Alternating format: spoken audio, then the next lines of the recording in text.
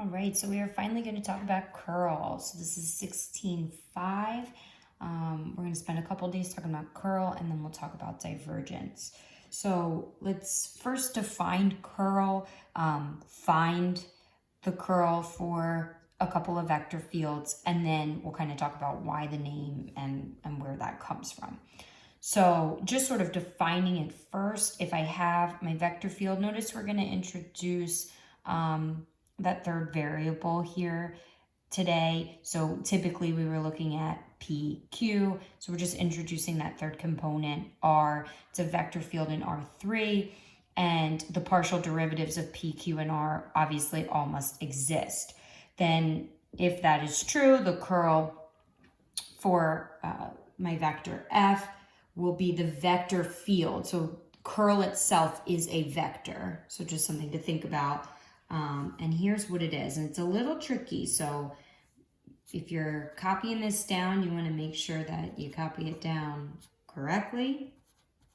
And we're going to go through where it comes from so that hopefully we can remember it, because obviously it's going to be pretty tricky to remember. You can start to see all the letters. So a lot of opportunity for mistake here. Okay. So if my vector field is PQR, all my partials exist, then the curl for F is a vector field, and its components are exactly this: del R, del Y minus del Q, del Z, del P, del Z minus del R, del X, and then del Q, del X minus del P, del Y. How in the world are we going to remember this? Because that's probably going to be pretty tricky to try and remember something like this. It looks pretty complicated.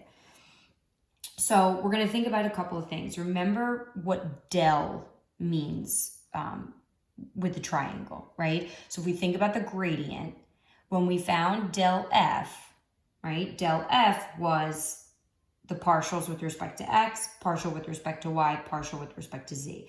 So del means take the partials.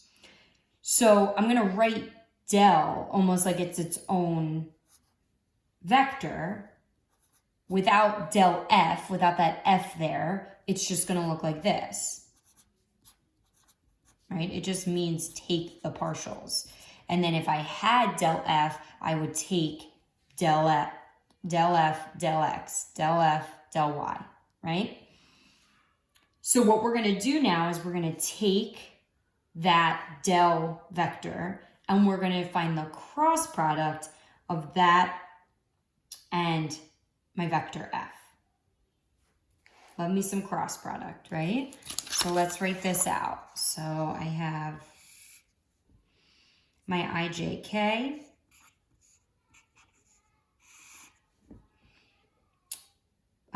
Del, right, was this partial X, partial Y, partial Z.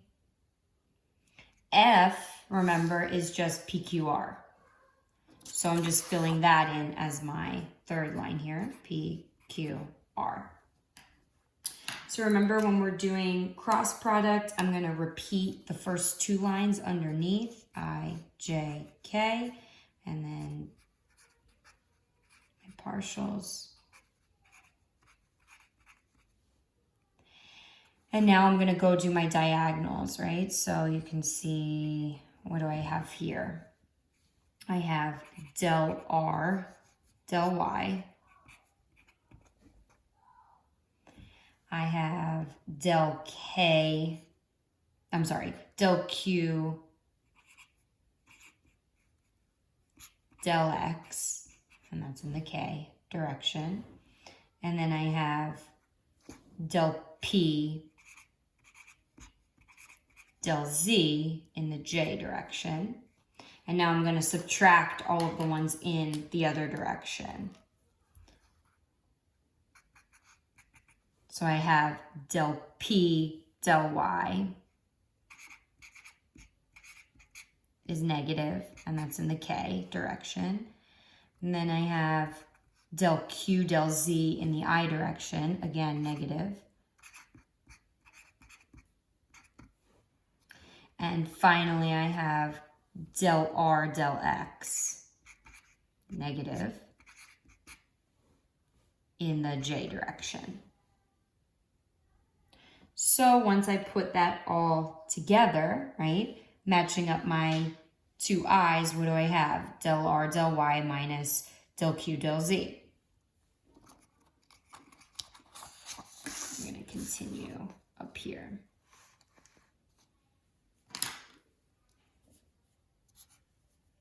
So del r del y minus del q del z. Then in the j direction, I have del p del z minus del r del x. Then in the k direction, I have del q del x minus del p del y. And hopefully that matches up exactly with what we wrote before. Let's check. Looks good to me, right? So if I want to remember how to find curl, right? Curl of f is going to equal that vector for del, which is just your partials, crossed with my vector f.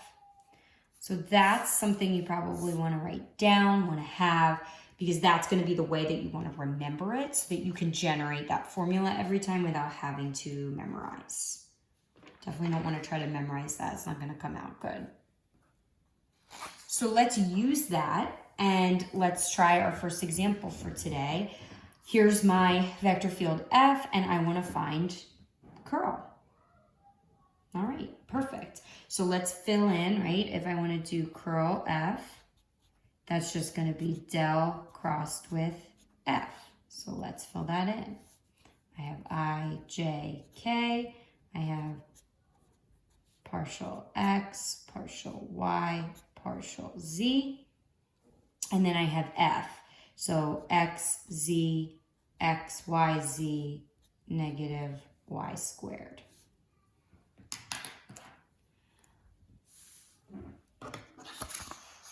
And then I want to copy down my first two rows again. And I'll be ready to do my cross products. Okay, so let's see, what do I have here? So in the I direction, so I have the partial with respect to y of negative y squared, and that's in the I direction. And then I have, so plus the partial with respect to x of xyz, and that's in the k direction. Plus partial with respect to z of xz, and that's in the j direction. And then I'm going to go through and do all my minuses here. So then I have, okay, and I'm going to write this under my k, minus partials with respect to y of xz in the k direction, minus partials with respect to z of xyz in the I direction, and minus partials with respect to x of negative y squared, and that's in the j direction. So what do I have here in the I direction? So let me take some partials here. So I'm taking the partial of this with respect to y. So I'm going to get negative 2y. And then minus the partial of this with respect to z is just going to be xy. Then careful because I'm jumping over here for j, right? So what do I have? The partial of xz with respect to z is just x. And then minus the partial with respect to x here is just 0. Then I jump over to my k. Partial of xyz with respect to x would just be yz. Minus the partial with respect to y would be 0. So my curl for f is going to be negative 2y minus xy comma x, comma y, z.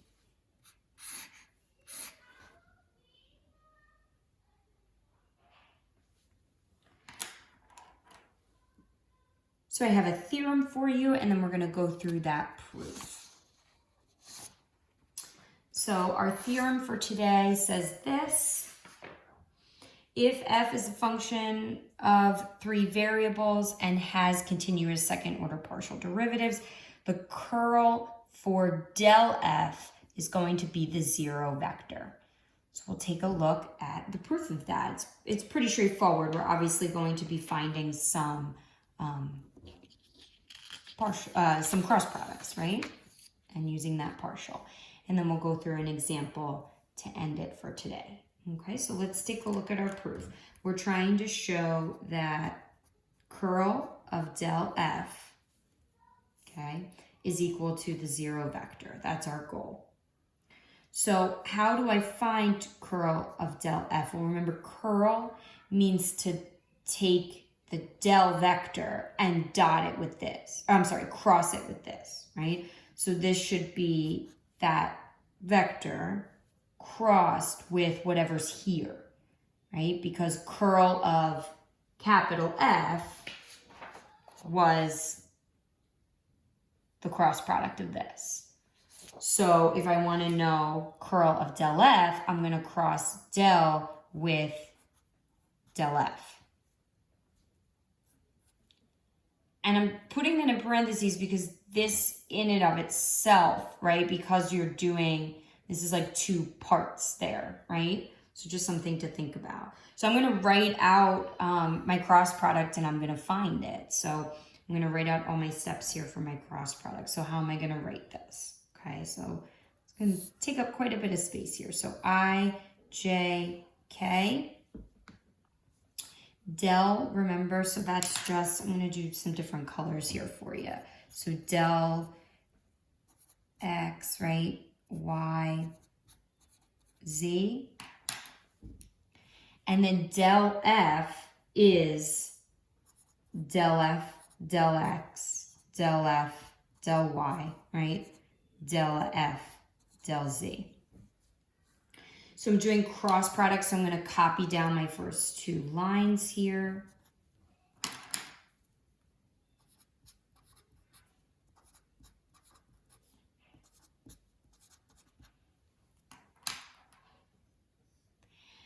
And I'm going to go ahead and do that cross product. I'm going to try to use a different color here.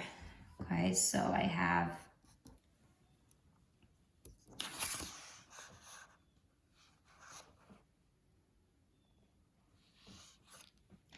in the I direction, I have, so what does this look like, right? If I'm doing partial of y of del f del z, right? So how do I write that? So let me think about that. So I got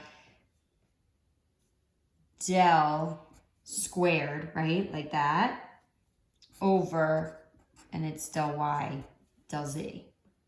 And that's in the I direction.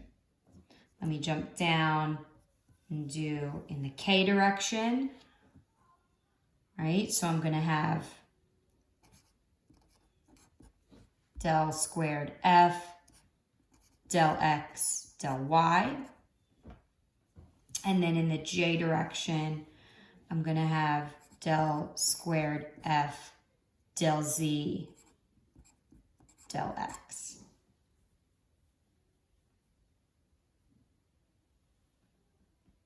Then I'm going to go down in the other direction, and these are all going to be negatives, right? So in the k direction, I'm going to have minus del squared f del y del x. In the I direction, I'm going to have, right, negative del squared f del z del y.